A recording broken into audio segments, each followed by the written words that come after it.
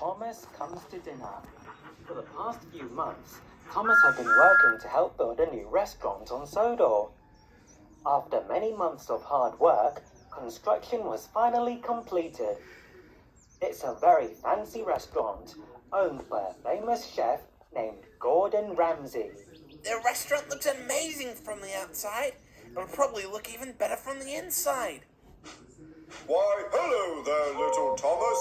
I've just arrived with some of the most important people on the island. Sir Topham Hatt, Lady Hatt, Dowager Hatt, Mr. Percival, the Mayor, Alicia Botti, and also the new restaurant owner. They've all been invited for a very special dinner for the opening later today. Whoa, really? Where are they? You chose a great place to have your restaurant. You know I'm somewhat of a food critic myself. Yeah, I can tell. Pardon me?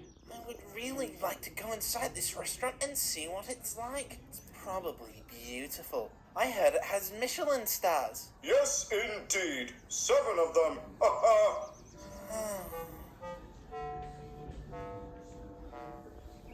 Thomas was sitting in front of the restaurant. Some school children were on a field trip to visit the restaurant. However, since the restaurant had way too many guests, they had to wait outside.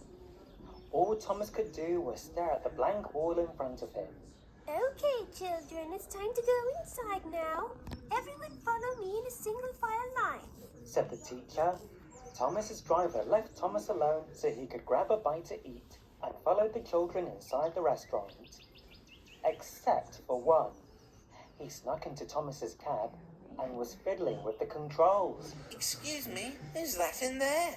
The child just giggled cheekily. Get out of my cab this instant, young man. If you're not careful, you could...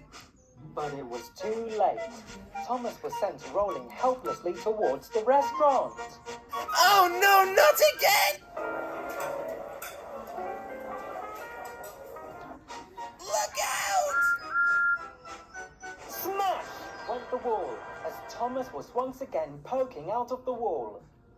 All the diners stared blankly at Thomas. Thomas, what are you doing? Said Sir Topham Hatt while getting up from his table and wiping his mouth with a napkin. I know you wanted to see inside the restaurant, but this is not the way to do it. It's not my fault, sir. There was a child who jumped into my cab and I can't control myself. Just then, Chef Ramsay ran out of the kitchen to see what the commotion was. Oh no! What is this? What have you done, Sir Topham Donkey? I'm very sorry about this. I will be able to pay for the damage. Are you better, or you'll be washing dishes? Oh, right. Oh, God. Dear me. What am I going to do with this hole in the wall? The teacher soon scolded the boy for what he had done. You have lost the privilege of coming on to field trips till I say so. And Gordon came to Thomas's rescue and pulled him out of the wreckage.